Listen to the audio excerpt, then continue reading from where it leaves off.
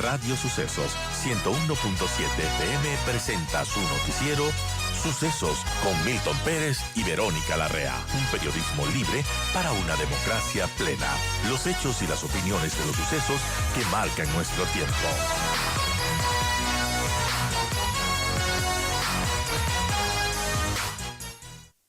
Y bueno, hay una situación que es la actualización del plan y uso y gestión de suelos que, bueno, la idea es justamente frenar este crecimiento descontrolado y ser más sostenibles.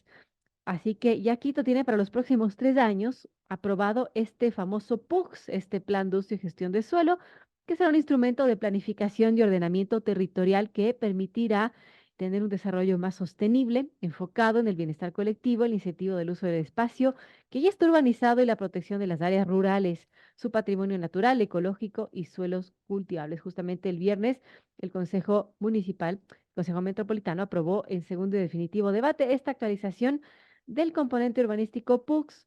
Con este acto ya se acordó que la ciudad no debe ni puede seguir creciendo hacia las zonas rurales y por el contrario se debe fortalecer las centralidades con incentivos y posibilidad de crecimiento en altura en ciertas zonas. Una demanda que tenía que hacerse gracias a don José Morales, secretario de Territorio, Hábitat y Vivienda del Distrito Metropolitano. Gracias por estar aquí, por hablar de ese tema importante, porque Quito ya no debería estar expandiéndose más. Ya están llegando muchos proyectos inmobiliarios hasta Checa, hasta más allá. Y bueno, no ha crecido en altura Quito. Y eso justamente me imagino lo que se busca con la actualización de este PUX. José, bienvenido. Muchas gracias, muchísimas gracias por esta invitación. Estoy muy contento de poder estar aquí. Sí, efectivamente, la ley establece que durante el primer año de cada nueva alcaldía es posible actualizar el componente urbanístico del PUX. Recordemos que el PUX tiene un componente también estructurante que solamente puede ser actualizado cada 12 años. Y como fue aprobado en el 2021, entonces ahora nos correspondía hacer este ajuste. Pero también hemos hecho un mejoramiento profundo del documento como tal. ¿No? Era un documento extremadamente extenso, muy difícil de manejar, que tenía mucha reglamentación metida y que le hemos sacado para que sea aprobado con los instrumentos que tiene que ser aprobado y tener un PUCS, un plan de uso y gestión de suelo claro, manejable, digamos, un instrumento que sea útil. Bueno, importante, ¿qué de nuevo nos trae esta actualización de este PUX y qué debería conocer la ciudadanía? Porque, bueno, es importante también de estas mejoras que se hacen al PUX. Sí, bueno, digamos, los cambios o las mejoras las hicimos como en dos paquetes, ¿no es cierto? La una relacionada con la actualización de la normativa. Y esto va con la intención de consolidar esta idea de un crecimiento, además, más bien dicho, más que un crecimiento, un desarrollo sostenible de la ciudad. Esto es algo que no es nuevo, sin embargo, no se ha logrado conseguir, ¿no? Esto al menos lo tenemos desde el Plan General de Desarrollo Territorial del 2000, ya planteado del modelo sostenible, compacto, de centralidades, etcétera. Todo eso ya aparecía en esa época, pero la ciudad se ha desarrollado en el sentido contrario, ¿no? Entonces, hemos hecho varios ajustes que creo que eran muy necesarios para, por un lado, evitar que la ciudad siga creciendo innecesariamente hacia los valles, ¿no? Con todo el impacto que eso ha generado, entre otras cosas, el tráfico, eh, seguir enviando gente a donde solamente puede uno llegar en auto Claro. es una pésima apuesta, ¿no? Y seguimos haciéndolo, y lo hemos ido haciendo los últimos 20 años, entonces nosotros decimos, a ver, hasta ahí, ¿no? Si seguimos así, vamos a terminar, pero terriblemente mal. Y al mismo tiempo, como usted bien comentaba, muchas zonas ya que tienen servicios, tienen equipamientos, tienen transporte, se están vaciando, ¿no? Porque no estamos creciendo. Entender este fenómeno, ¿por qué se está viviendo eso? Bueno, hay muchas razones, ¿no? Desde hace mucho tiempo se puso de moda, digamos, la idea de que la única forma de vivir bien es viviendo lejos, ¿no? Mm. Viviendo en el campo, pero urbanizando el campo al mismo tiempo, lo cual es una contradicción, ¿no? Porque lo que Claro. termina pasando es que al principio, claro, son pocas viviendas, ¿no es cierto?, en espacios amplios o urbanizaciones, no, un poquito más, entre comillas, verdes, pero como se pone de moda, todo el mundo empieza a querer ir a vivir allá y se congestiona terriblemente, ¿no? Entonces se pierden los valores por los cuales se fueron a vivir en esos sectores y entonces empiezan a irse más lejos, más lejos, más lejos. Y al mismo tiempo no hemos logrado como ciudad ofrecer buena calidad de vida en donde debería estar la gente, ¿no? Entonces, por ejemplo, se tuvo abandonado el espacio público, las aceras durante una década, ¿no? Que no se había hecho nada.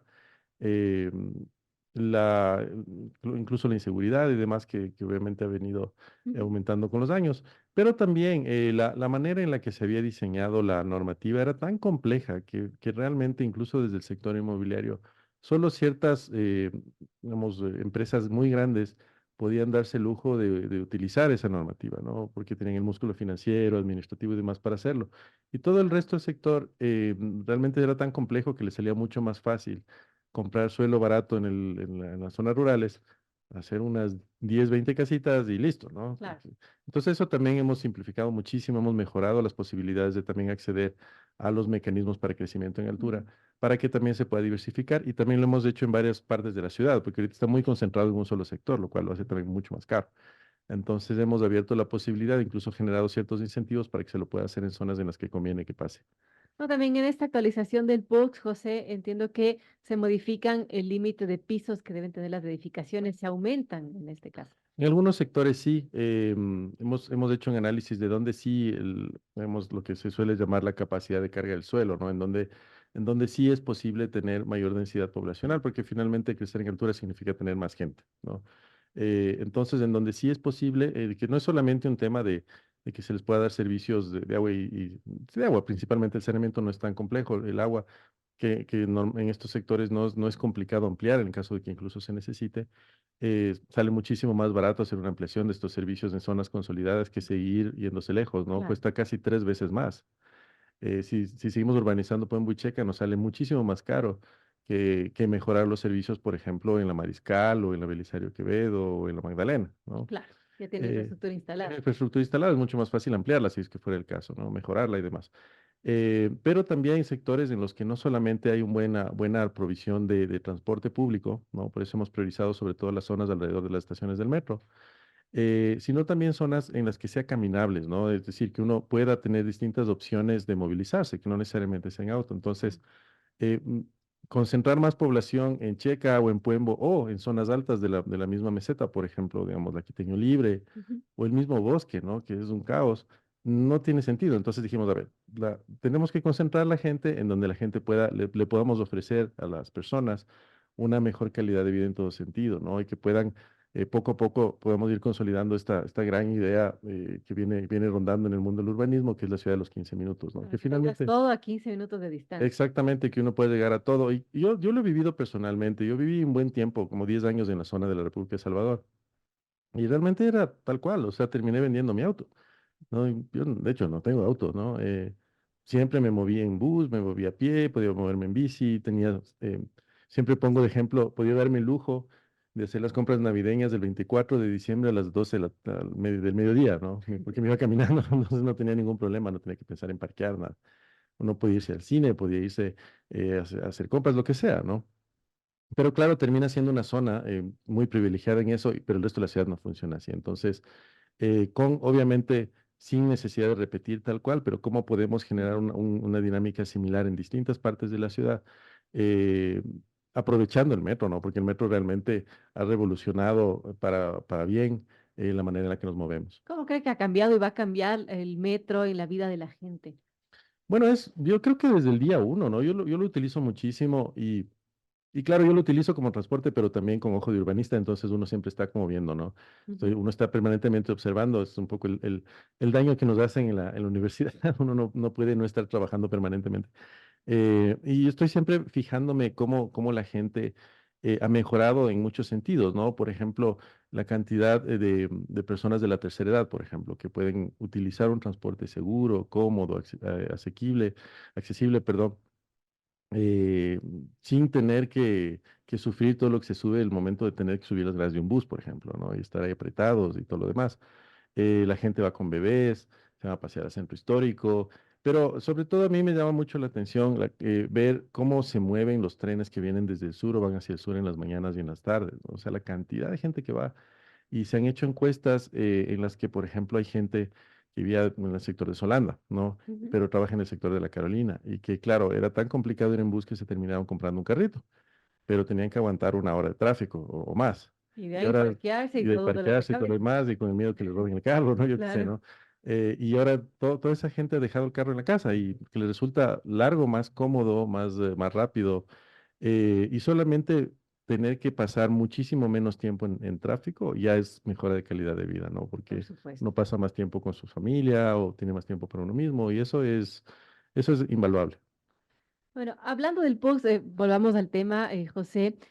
La idea es también fortalecer las centralidades con incentivos y posibilidad de crecimiento en altura en ciertas zonas, como mencionamos. ¿Cómo hacerlo? ¿Cómo hacer que la gente, por ejemplo, vuelva a vivir en la 10 de agosto, que parece que ya no les gusta? Hay muchos edificios abandonados. ¿Cómo lograr eso?